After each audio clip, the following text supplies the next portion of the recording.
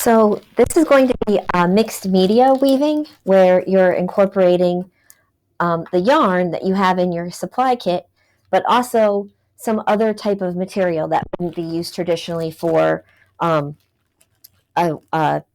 traditional weaving. So you could use paper, you could use foil, you could use paper straws. I've had students do that in the past. You could use any kind of wire. If you have earbuds that aren't working anymore or a charger that's not working anymore, you could just cut the wire and use that.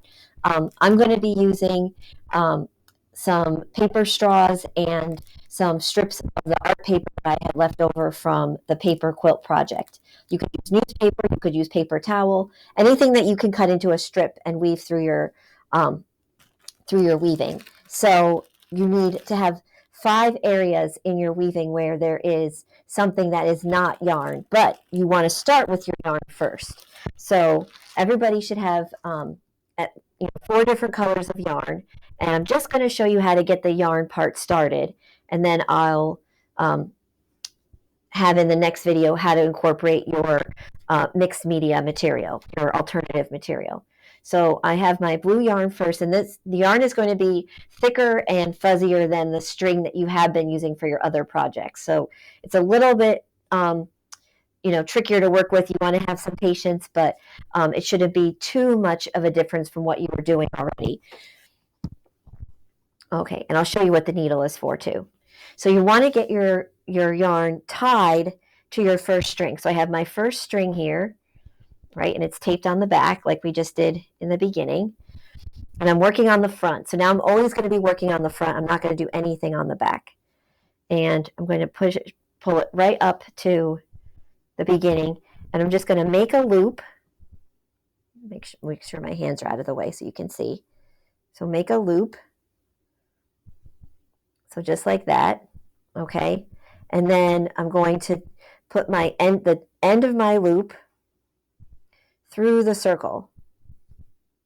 And that's basically just tying your yarn to your string. So I'm going to do that again.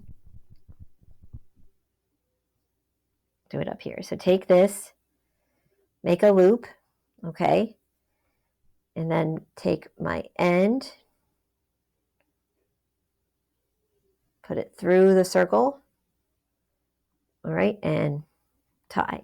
And that's all you have to do. You just want to make sure it's on your string so that when you start to weave, you're not pulling the yarn off of your weaving. You want to just make sure that it's secure. Now, this is a lot of yarn here. If you can see, I have like this whole big thing. This is probably more than I want to do, so I'm going to cut some of it. I'm going to basically cut it in half. All right, so I'm going to leave my extra yarn because I might need that. And I'm going to put the end of my thread through my plastic needle, and I'm just going to leave this tail right here, if you can see. So it's just kind of like hanging, from the end of the tail.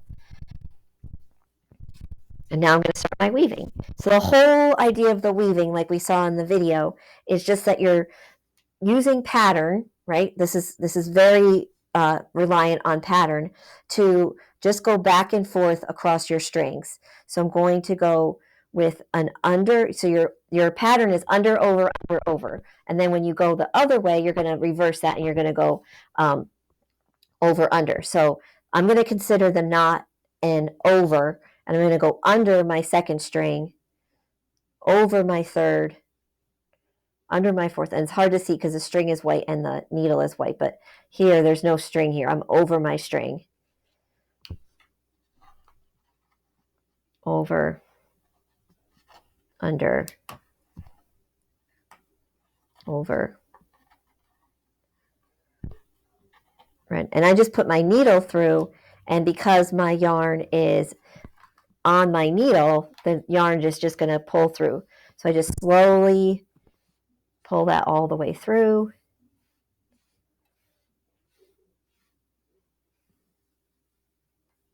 Okay, get your little end out of there, and you can see this now more clearly.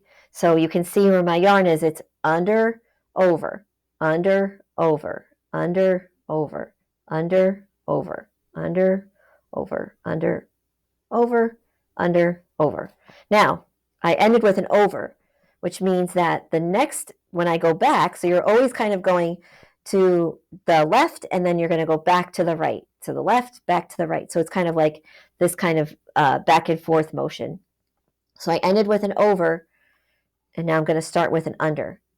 So under, so whatever you have above it, so this right here is an under. So I know that I have to have my next row, I have to have that be an over. So my needle is over the string right now.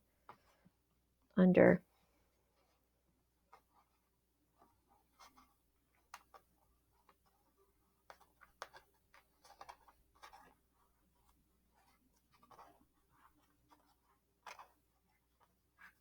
Once again, I just really put my needle through, and when I pull, the yarn just kind of follows it. It's too hard to try to get the yarn through individually. Now I'm using my plastic needle, but you could probably use your metal needle too if you wanted to. It's just the plastic needle is longer. When you get to the end, you don't want to pull too hard, right? Because you don't want this string to start to curve. So I'm going to just kind of straighten that out. And then you want to take your fingers and you really want to push those together. Right? You want it to be nice and dense, which means that you can't see any space between your two rows of yarn. So I ended with an under, which is good because my knot was, remember, we considered that an over. So I ended with an under.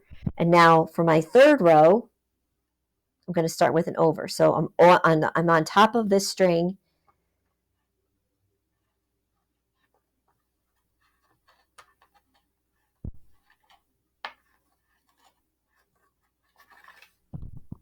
Pull my yarn through. Some yarn will be thicker, some yarn will be thinner. It's just kind of a variety. And now I got my third row, and I want to push that up. All right, you want to keep it really nicely tight together. I'll do one more row for this one.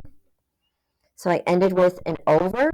I'm going to start with an under, and then alternate all the way back.